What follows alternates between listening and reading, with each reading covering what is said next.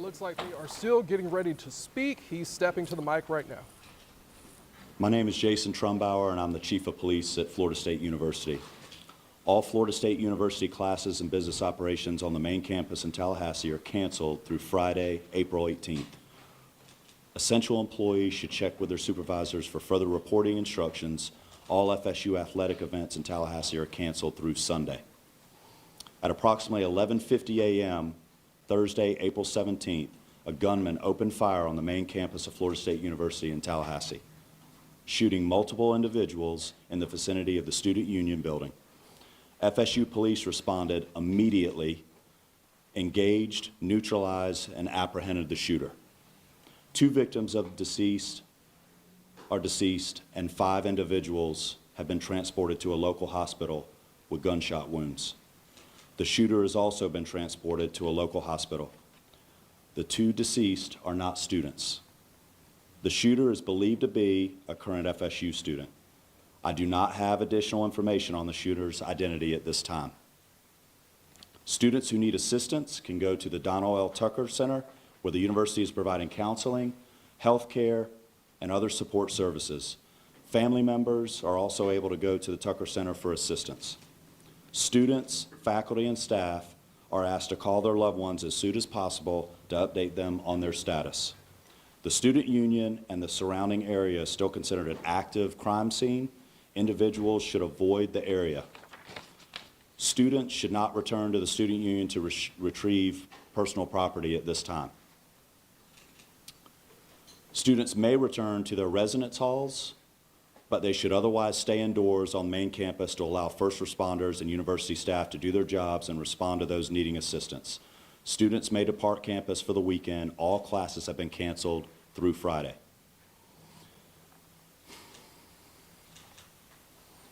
Before I turn this over to Chief Revel, I want to thank all the brave men and women of the FSU PD for responding immediately to the scene. I also want to thank the responding agencies who have provided assistance to FSU today big time, including the Tallahassee Police Department, the Leon County Sheriff's Office, the Florida Highway Patrol, Leon County Emergency Medical Services, FDLE, and all other responding agencies today. We really appreciate your support. That's all the information I have at this time. We'll have additional update for you later today. Chief Revel. Good afternoon. I am Chief Revel with the Tallahassee Police Department. As the shooting occurred today, our officers, as well as every single other officer in this city and county, responded immediately to this scene. Once on scene and once we began working through what was occurring and what we were working, in consultation with FSU, Tallahassee Police Department was asked to take lead on this. So we will be the lead for this investigation in both the officer involved shooting portion of this as well as the homicide portion of this. I will come up after the last speaker and entertain just a few questions, but needless to say, we have multiple crime scenes. This is a very large area we're covering. We have thousands, hundreds of thousands, or hundreds or thousands of witnesses. And again, this is an active, ongoing investigation. So the information that we will be allowed to release right now may be fairly limited. I'll answer what I can at that time. But I will assure you that as soon as we can, any information that becomes available, we will make that available to you. One of the things in the process, and again, understand that this is an ongoing active investigation. So things are happening as we are standing here and as we are speaking. We have identified the shooter, obviously. He's at the hospital. So with more on that, I'm going to allow the sheriff to come up and speak on that portion of it. Thank you, Chief. As Chief Revel indicated, I'm Walt McNeil, Leon County Sheriff. First and foremost, let me express our gratitude to the responding law enforcement agencies in this community. Our citizens should feel some degree of comfort knowing that your law enforcement agencies are going to respond and do exactly what we did in this case, that is bring the offender to justice and to make sure that we do what we can to make sure we lock him or her up. Let me say to you, this is obviously a heinous crime. Our deepest condolences go out to the FSU family, the families of the students who are here, and we understand that you all have been devastated because of this person's actions. The question as it relates to who is the shooter is 20-year-old Phoenix Ikner, and he's the son of a Leon County Sheriff deputy. Our Deputy Ikner, has been with the Leon County Sheriff's Office for over 18 years. She has a tremendous job that she's done. Her service to this community has been exceptional. Unfortunately, her son had access to one of her weapons, and that was one of the weapons that was found at the scene. And we are continuing that investigation into how that weapon was used and what other weapons perhaps he may have had access to. The alleged shooter was also a long-standing member of the Leon County Sheriff's Office Citizen Advisory or Youth Advisory Council. So he has been steeped in the Leon County Sheriff's Office family, engaged in a number of training programs that we have. So it's not a surprise to us that he had access to weapons. This event is tragic in more ways than you people in the audience could ever fathom from a law enforcement perspective. But I will tell you this, we will make sure that we do everything we can to prosecute and make sure that we send a message to folks that this will never be tolerated here in Leon County, and I dare say across this state and across this nation. Thank you. Let me bring up the FBI Assistant Special Agent in charge, Hubert Reynolds.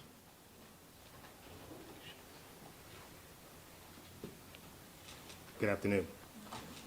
My name is Hubert Reynolds, and I'm the Acting Special Agent in charge of the Jacksonville Field Office. I want to echo those standing with me what a horrific crime this is, and we stand with you fully. We have an office here in Tallahassee, and we are fully engaged with providing any resources that we can bring to bear to help with this investigation moving forward. We've established a digital tips media line where you can upload photos, videos prior to and during the incident. If you were there from social media, please upload all of that. I will give you now the website address.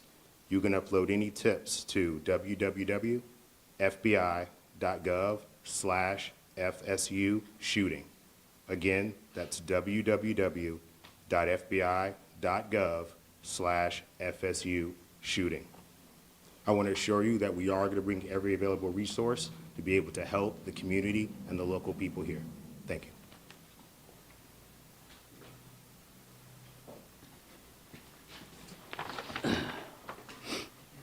Good afternoon, everyone. I'm Richard McCullough, Rick McCullough, President of Florida State University. This is a tragic day for Florida State University. We're absolutely heartbroken by the violence that occurred on our campus earlier today. 2 have died. 5 other innocents are being treated for their injuries. We're working to support the victims, their families, and everyone affected by this traumatic event. I just returned from the hospital. The First Lady and I met some of our students who were the victims. Our hearts go out to our students and the victims of this terrible tragedy. I have to say that our law enforcement, our FSU police officers, absolute heroes in this regard. The call went out, someone called it in, and immediately they responded to the scene and immediately neutralized the suspect and prevented this from being a bigger tragedy. I want to thank them so much for what they do to try to keep our students safe. I want to thank all the law enforcement partners, FSU Police, Tallahassee Police, Leon County Sheriff's Department, Florida Highway Patrol, and Florida Department Law Enforcement, and all other responding agencies for their rapid and courageous response.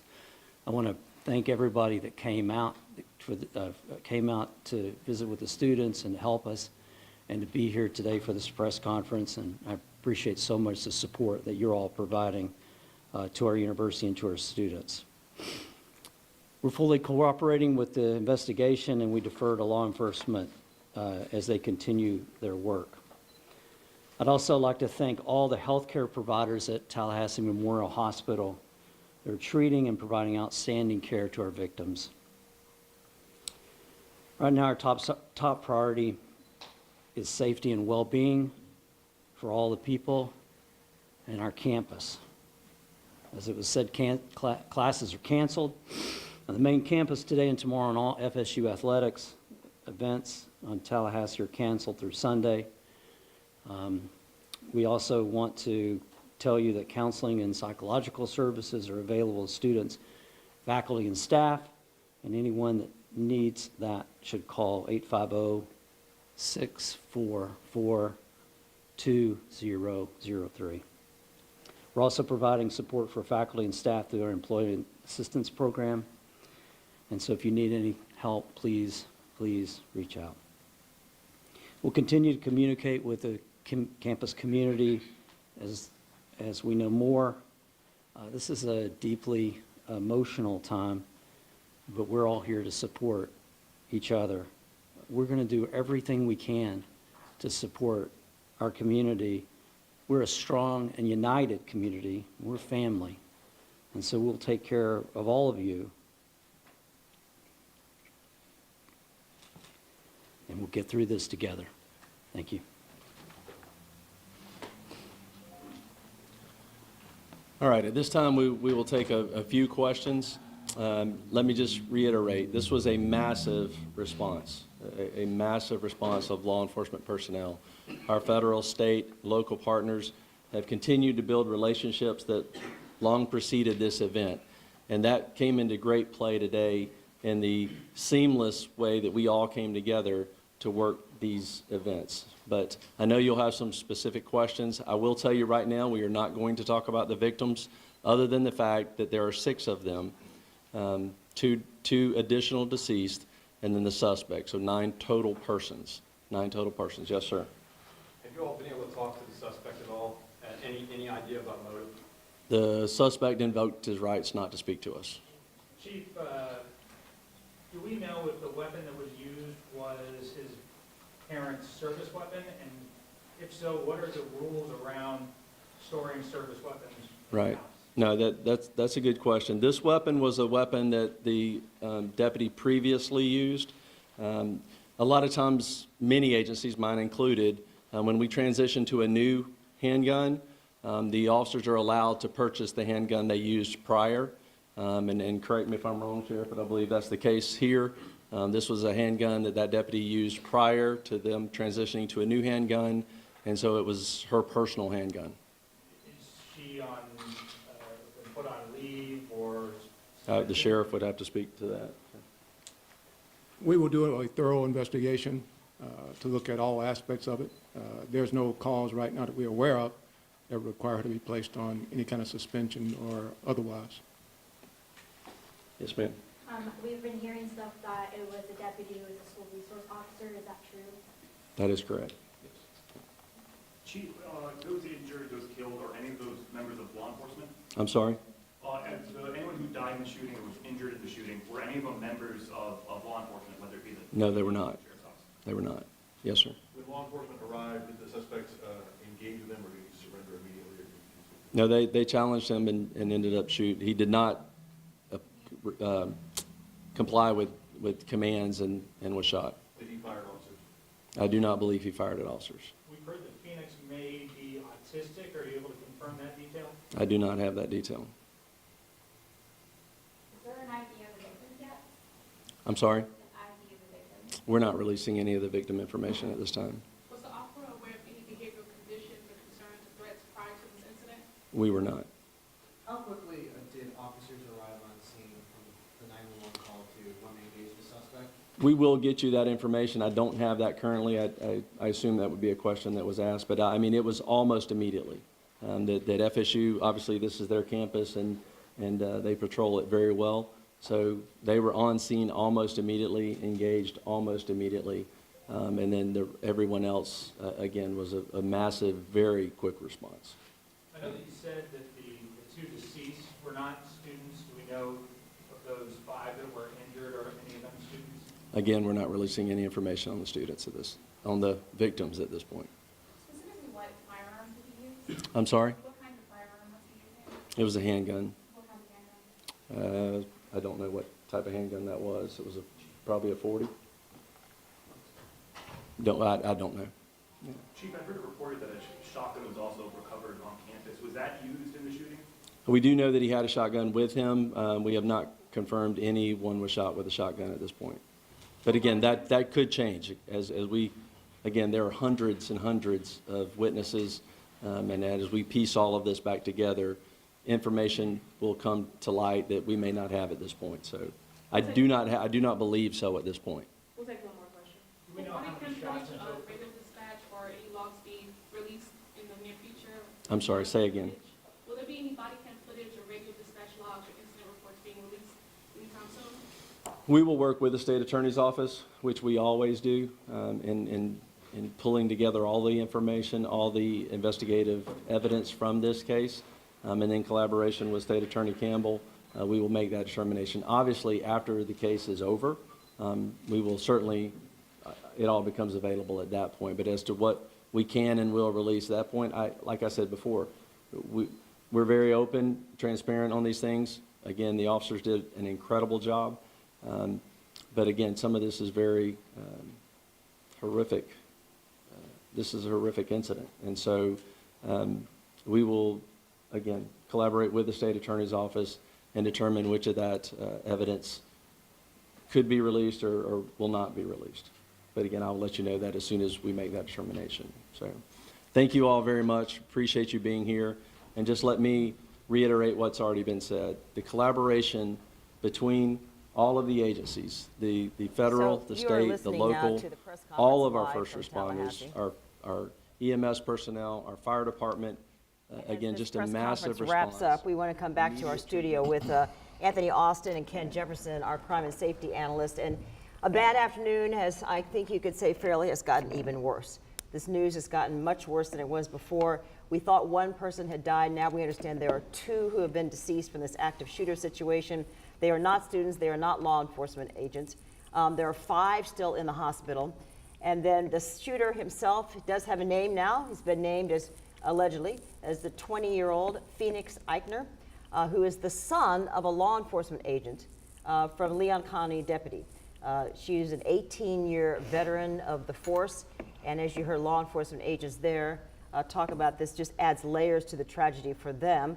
The gun that he apparently or allegedly used was her previously owned gun. So as we talk about the facts we've just learned, let's bring Ken in right now. And Yeah, Ken, let's they talk a little bit explained- about that, with them being a law enforcement officer and that this student, who they say they believe this is a current FSU student, had access to this gun. Yes, so his mother is a deputy with Leon County Sheriff's Office, and as you heard the sheriff say that officers can purchase their previously issued gun that they carried. It's kind of like a general rule, and he obviously in some investigation as to how he got it, was it properly secured, are they going to hold the deputy liable for his actions because it wasn't properly secured? So those are unanswered questions right now that will be investigated. And he took that weapon and had from my understanding, he had a shotgun with him as well. He didn't use it, but he had a shotgun with him as well. But he obviously used the deputy's gun, which when she purchased it is her personal weapon now, it's not her issued weapon.